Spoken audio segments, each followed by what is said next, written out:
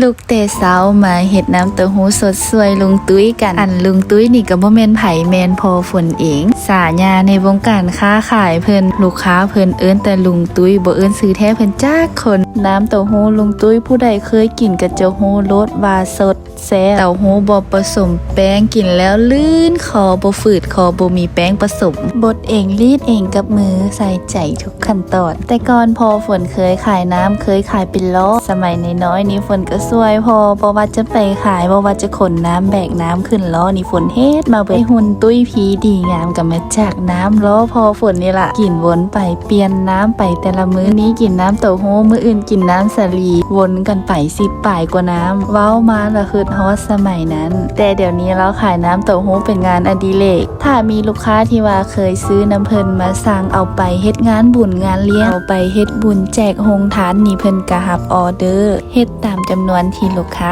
สั่งมากะบางมื้อนี่เพิ่นก็เฮ็ดเต้าหู้หายใส่ถุงไปเลาะขายแถวๆบ้านนี่ล่ะลุงตุ้ยเฮาก็ยังมีขาประจำถ้ากินน้ำเต้าหู้น้ำสาลีหลายอยู่มื้อนี้เราเฮ็ดแต่น้ำเต้าหู้เดี๋ยวสุดหน้ามีน้ำสาลีน้ำมะอึจะถ่ายมาให้ทุกคนเบิ่งกัน